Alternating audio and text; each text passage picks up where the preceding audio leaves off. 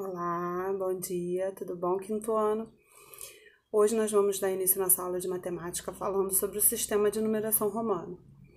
Alguns alunos já têm a fichinha do sistema de numeração romano, que no dia que eu faltei, porque eu estava com dor de garganta, estava sem voz, a estagiária que ficou com vocês deu a explicação, mas ficou faltando a minha explicação e as atividades, a outra turma não tá. Então a gente vai zerar, começar como se fosse de agora, tá? Os números romanos. Provavelmente vocês já viram números romanos. Os números romanos estão presentes no nosso dia a dia e vocês já devem ter se deparado com esses números. Eles, hoje em dia, não são muito usados por nós, porque a gente tem o sistema de numeração indo-arábico, nosso sistema de numeração, que é muito mais completo do que o sistema de numeração romano. Mas hoje ele é usado, por exemplo, em alguns relógios analógicos, né? Que são os relógios de ponteiro, eles têm os números com um número romano, tá? Eu tenho até um relógio aqui, vou chegar pertinho para vocês verem, ó. Não sei se dá para ver direitinho, mas dá para ter uma ideia que aqui tem a numeração romana. Capítulos de livros também são utilizados a numeração romana. Não os livros didáticos de vocês, mas os livros de leitura que a gente tem, tá lá, capítulo 1, com número romano, 2 e assim por diante. Outro uso muito comum do número romano é para designar os séculos. Nós estamos no século XXI, esse 21 é com o número romano. E também na nomeação de reis, imperadores. Quando a gente falou sobre Petrópolis, que a gente falou muito sobre Dom Pedro II, né, que fundou a nossa cidade, a gente vê que é Dom Pedro e duas letras I maiúsculas, que significa 2 em romanos, por isso que é Dom Pedro II. Então é importante a gente conhecer esses símbolos, esses números, para a gente poder entender. A gente precisa saber quanto que vale cada letra, qual é a formação de cada número, para a gente entender as coisas que a gente lê.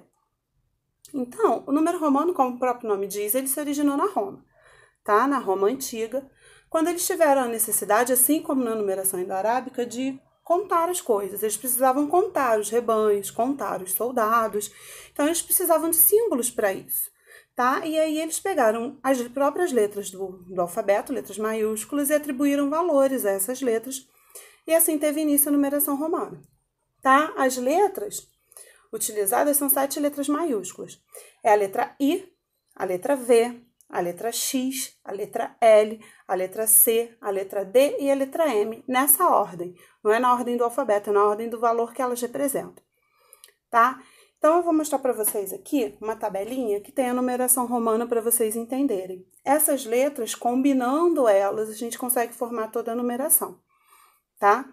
Coloquei aqui para vocês darem uma olhadinha. Deixa eu pegar aqui. Já tá pronto?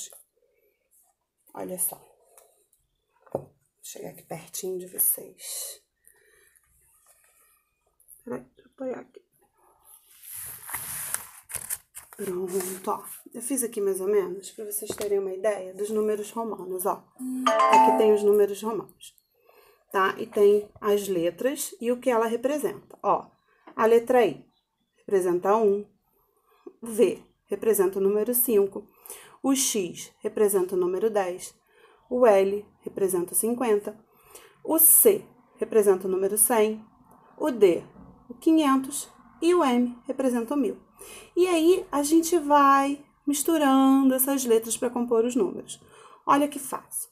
Número 1, tá aqui para vocês verem, ó. Número 1 é uma letrinha I. Número 2, duas letrinhas I.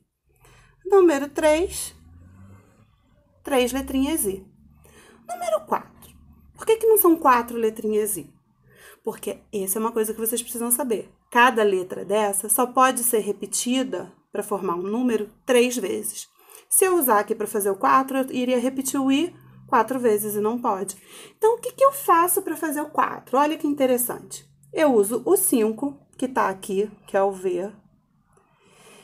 E os números que vêm à esquerda desse número, né, representa a subtração. Então, é como se fosse 5 menos 1, tá? Porque o 1 tá aqui. 5 menos 1 é 4. Então, eu formei o número 4. Tá beleza? Tá? 4. Aí tem o 5, tá? Que é o V. E aí o 6 seria o contrário do 4.